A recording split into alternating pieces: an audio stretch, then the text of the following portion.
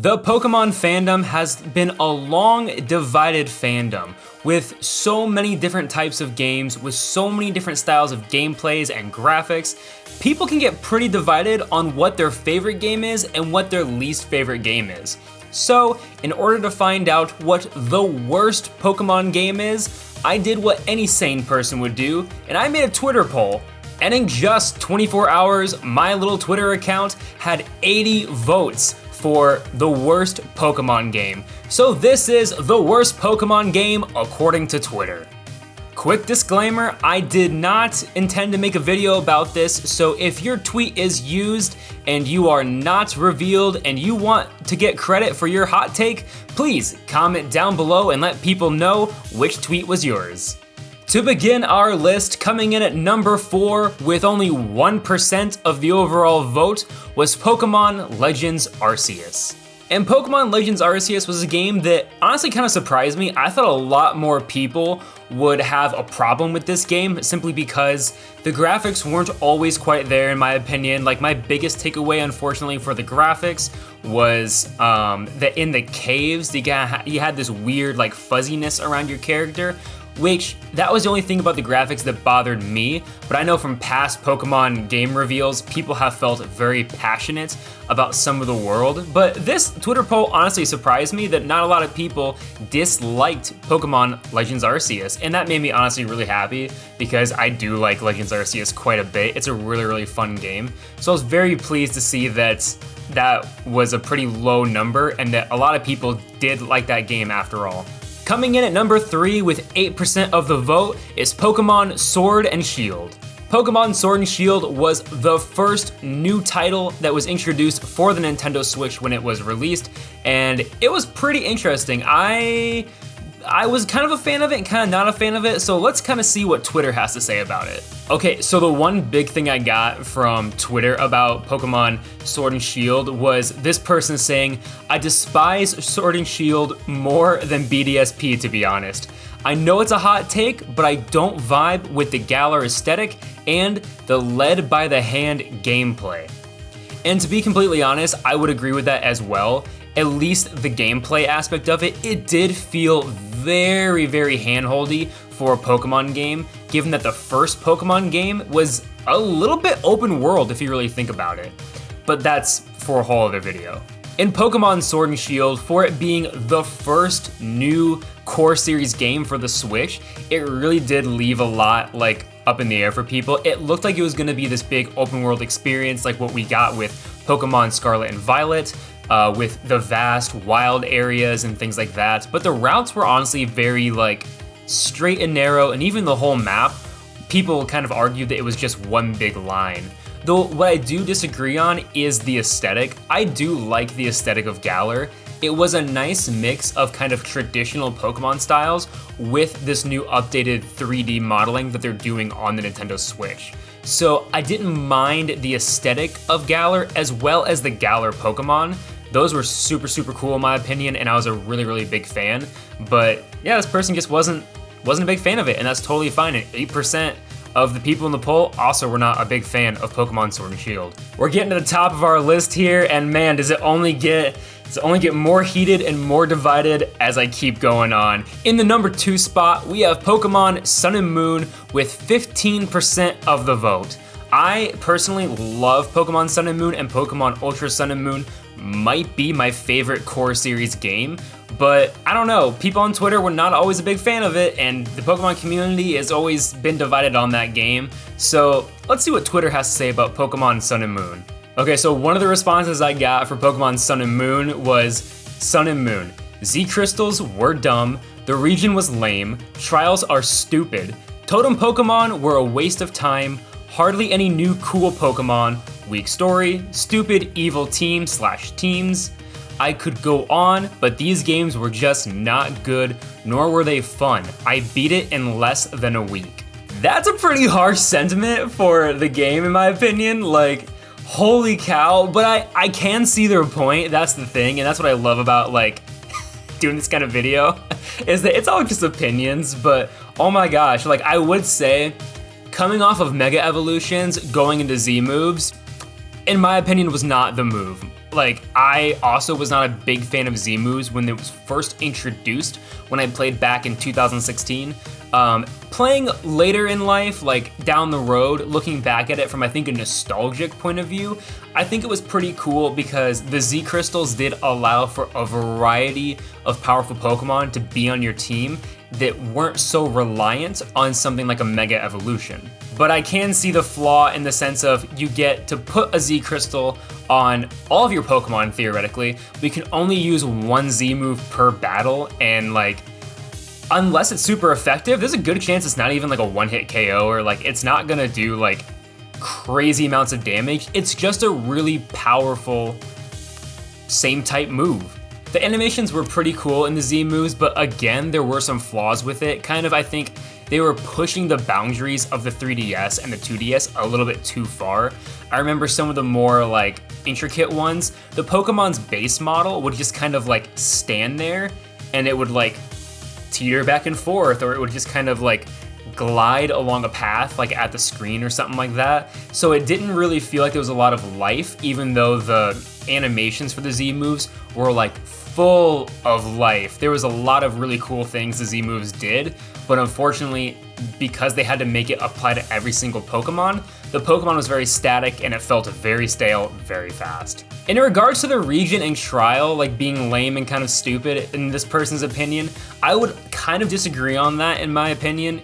Again, it's all opinion, but I would disagree simply because I think what made that game really, really fun is that they tried something new, knowing they were going to be going into a brand new game system after this game. It's kind of similar how we saw with Pokemon Legends Arceus, where they tried something very new, and we actually saw that that was successful, so it was more so accepted in Scarlet and Violet that we are going to be able to have this open world experience. But I think the thing with Pokemon Sun and Moon is that with the island trials and just kind of not doing the traditional gym challenges, I think that kind of retracted the path that they might have been building for other types of stories, especially like looking ahead at like BDSP remakes and things like that. Just this whole idea of not really giving a lot of time to like different storylines. Yes, we got that in Pokemon Scarlet and Violet, but again, I think with the rest of that game, they felt it was pretty safe and necessary to add in these extra story elements where it would have been really cool to see like the Sun and Moon aspect in other games, and I kind of hope they bring that like going to different islands and a trial type of thing kind of back, but I can understand where it's not for everyone because it was a pretty big flip to not have any gym battles whatsoever. And hardly any new cool Pokemon.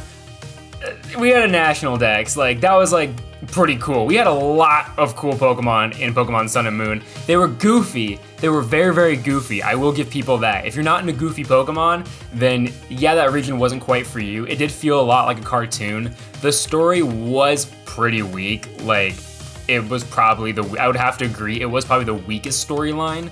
But in Ultra Sun and Moon, I think the storyline got upped post-game when they brought in the evil teams from like all the different dimensions. I think that was a really cool way to play with like the time portal aspect that they had in the main story game of like the Ultra Beast and things like that. And now it's time to get to the #1 spot of what Twitter thought was the worst Pokemon game out of the options I gave. But because there was only options I gave, people informed me that I might have picked the wrong Pokemon games to put on this list. So here's a few honorable mentions for the worst Pokemon game. Poketris tweeted back, "None of those. I'd throw Gen 5 under the bus anyway because I thought they were ugly." I would also agree, Poketris, that Gen 5, the first time I played, not a big fan. I used that game to get back into Pokemon, not knowing that they made a whole new dex and got rid of all my classic Pokemon.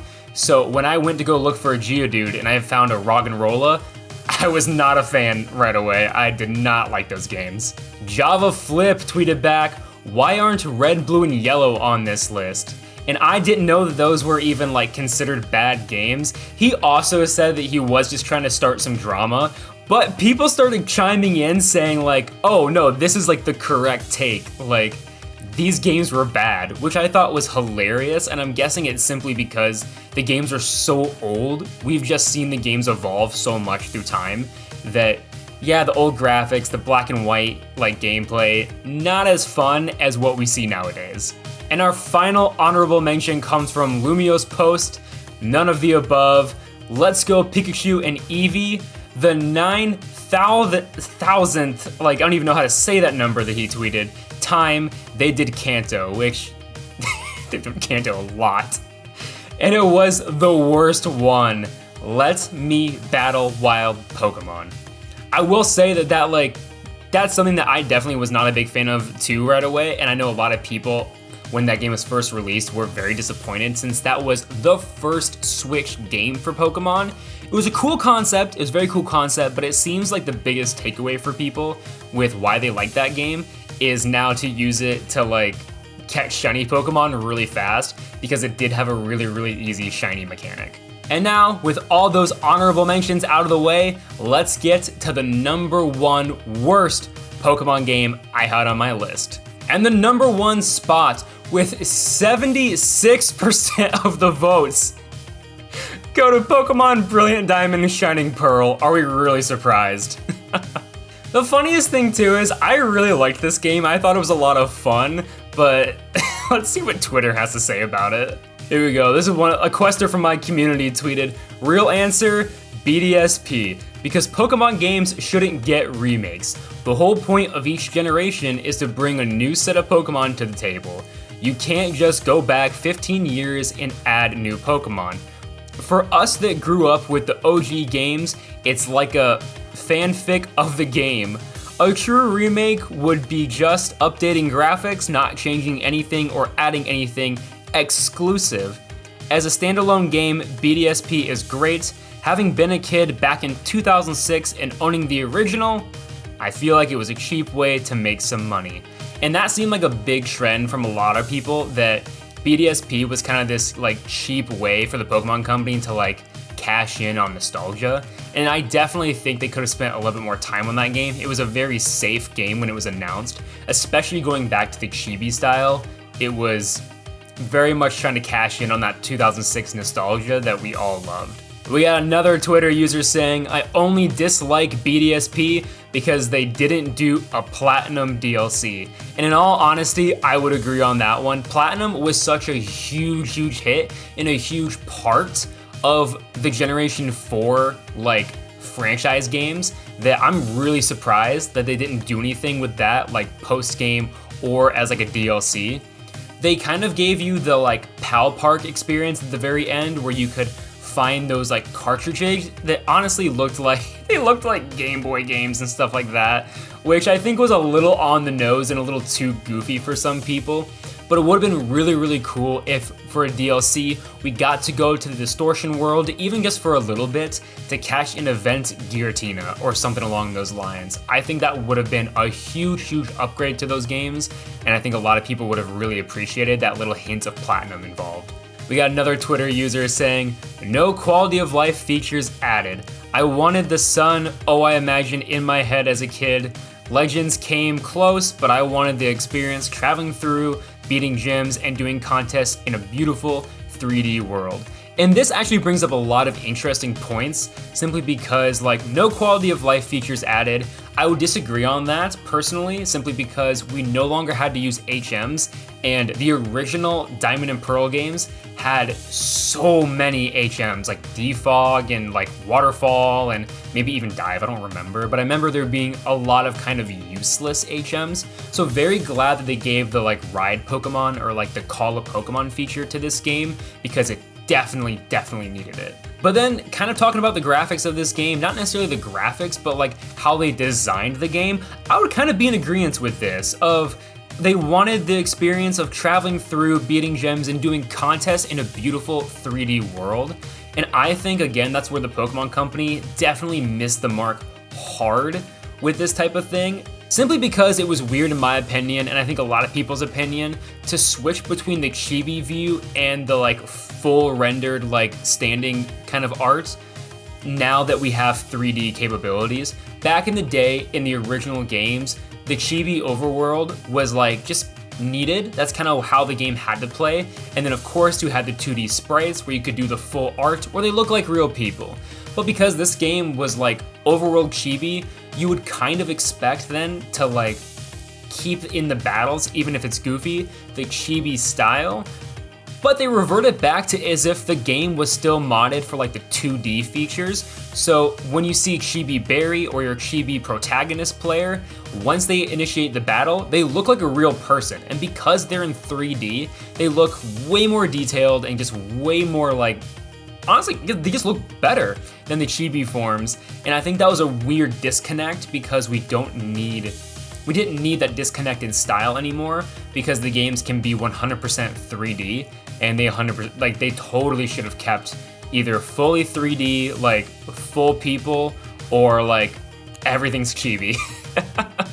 And while everyone is ripping on BDSP, I do have to say, I think as a game itself, it definitely delivered on what the fans were kind of saying they wanted to some degree. I know for a long time the Pokemon fandom was always saying, we want more Generation 4, we want more Generation 4.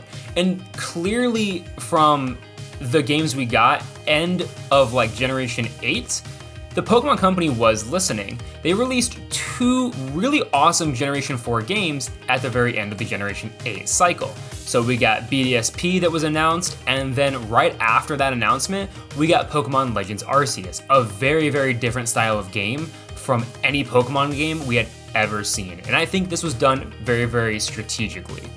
I think they had the idea of Legends Arceus being this pushing the envelope game, but they were nervous that because people loved Generation 4, that they would view this as tampering with their beloved generation. So, to play it safe, they ended up giving us a true remake of Pokemon Diamond and Pearl with Brilliant Diamond and Shining Pearl.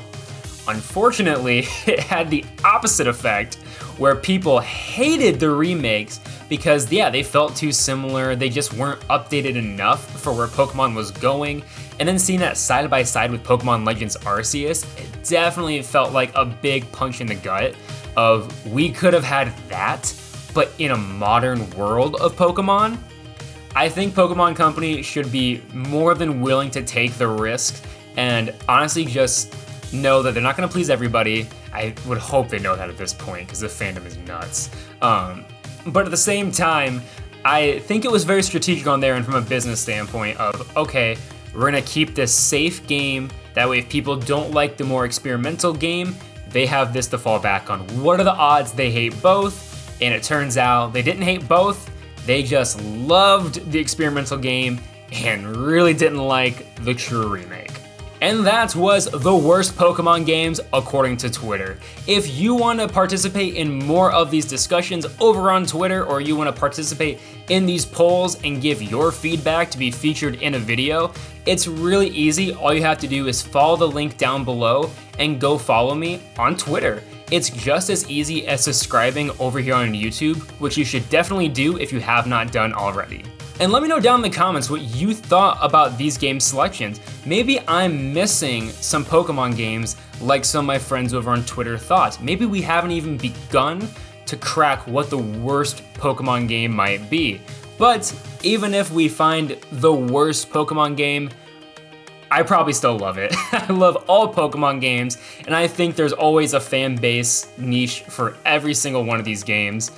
So let me know, yeah, if yours got totally slandered. And that's all for this video. I hope you enjoyed. Remember to like and subscribe, and until next time, happy questing, y'all.